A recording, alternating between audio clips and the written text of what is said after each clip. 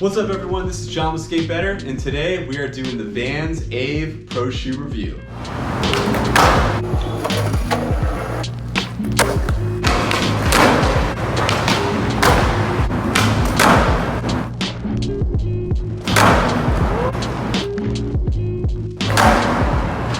So why did I pick up this shoe? Well, I've seen a lot of people skating it pretty much everywhere. Like in skate videos, in the skate park, wherever I go, a lot of people wearing this shoe. Vans has had this shoe for a while and they're still doing new colorways. So I feel like they invested a lot in making this shoe. That's why they're continuing to do that. And I see a lot of value in it. I kind of get it honestly after skating the shoe. But anyways, I got this shoe for 50 bucks. Normally this shoe is pretty much 100 bucks everywhere. I got it on Nordstrom Rack.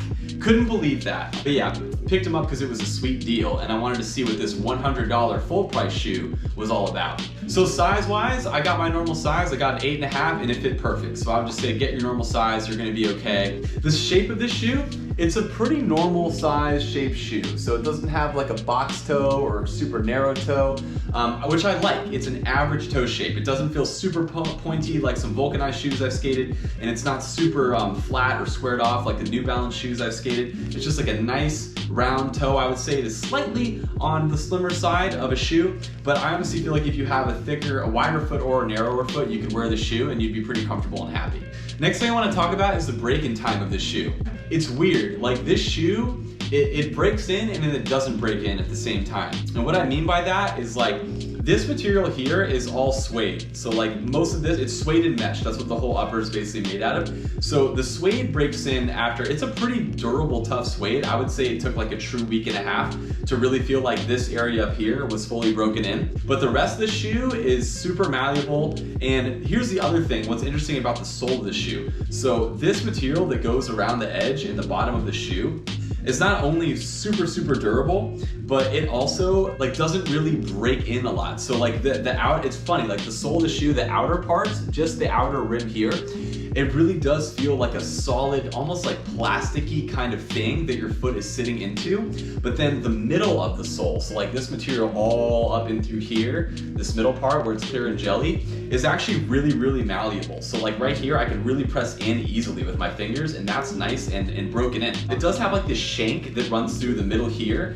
It's like an impact shank that's supposed to keep you from like getting really bad bruises or like landing primo.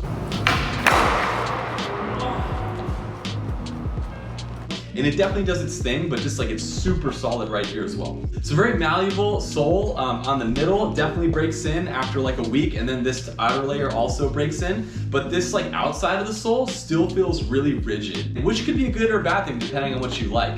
So let's talk about durability and the comfort of this shoe.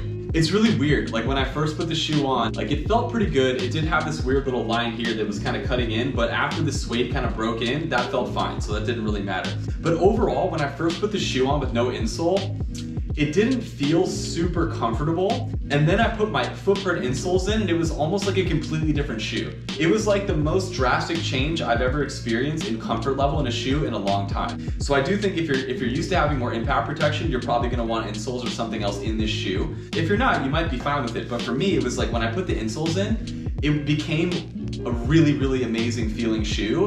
And before that, like usually when I put the insoles in, it'll take a shoe from like a 5 to a 7. This shoe felt like a 4 before I put the insoles in, and then put the insoles in, it took it from a 4 to like an 8. Like that's how comfortable it became. So I've really never had that happen before. I think it has something to do with the way that the outsole is reacting with the footprint insole. The other thing about durability is it's lasting really well. Like I think I did another review of how this shoe's holding up after a few weeks, and the only thing that I had going on was this weird little hole right here down by the laces, which I don't know what that's from. Maybe it's from like kickflips or something, but I've never had a hole there in any of my shoes. If y'all get this hole, let me know what it means and like how you get it, because I never get that. But that was the only thing. Like everything else, this outsole was perfect. There was almost nothing on the side. Now, after about 2 months, my heel foot spot is pretty much destroyed. The ollie spot is pretty banged up. There's definitely some wear and tear here, but like my kickflip spot, my ollie spot is like almost in perfect condition. And I almost never have that happen with any shoe. So very impressed with like this region right here. I don't know if it's the way the shoe is shaped or how it's angled up, but for whatever reason, like I don't get a lot of wear and tear there, and like nothing is ripping through. So I think there's also not a lot of stitching here. It's like a bonded seam or something, and that helps too. But for whatever reason, man, this shoe is a tank, or at least for me. What I can also say confidently is I did not rip a lace or even come close to ripping a lace in any way, shape, or form. So really solid the way this shoe is put together. And once again, the tread on the bottom is also holding up really well. So I would say that actually like this is the most wear and tear out of almost everywhere on the shoe. Usually for me, the sole takes a long time to break down, and it's already kind of flattening out and feeling like the tiniest bit slippery in this area, but it hasn't affected performance. So yeah, durability, this one's a banger. Let's talk about impact protection. So did I jump down a lot of things in this shoe? No. Did I jump down a few things? I jumped over and down a few things. They weren't too big. This shoe, I think, performs like a cup sole, but doesn't seem to have a lot of impact protection. However, if I'm being honest, my feet really don't hurt a lot after skating them. Now, I'll just say that I would not feel confident jumping down a lot of gaps because I don't feel like my ankle is super supported either in this shoe. However, I will say that I do think it would give you enough to jump down some gaps. I don't think you'd have any issue gap skating in these shoes if that's what you're about. Maybe just throw some insoles in if you're going really big. Next thing I want to talk about is board feel and flick in this shoe. So the board feel, once again, being a cup sole, it had one of the best board feels for a cup sole shoe that I've ever skated. And yeah, I will tell y'all, like, something about that waffle cup, it does work. You know, the sayings about Vans are true. It really does feel kind of different than any other outsole that I've skated in a long time. So whatever you're doing, Vans, with this waffle technology, keep it up because it feels great on all my tricks. It feels super sticky without being overly sticky. So once again, without the insoles, yes, there was a little bit more board feel, but usually when I throw the insoles in, it like kills the board feel a lot. And with this shoe, when I threw my footprint insoles in, it didn't do that. I still had really decent board feel, or like a decent amount of board feel for me, considering it's a cup sole. So I would say good board feel. I'd give it a 7.5 out of 10. And then the flick was nothing special. All I have to say is that I do feel like you could flick this shoe kind of like all day and it would basically last, or at least for me, like I feel like I could flick this shoe all day and I wouldn't rip holes open. It would be good to go.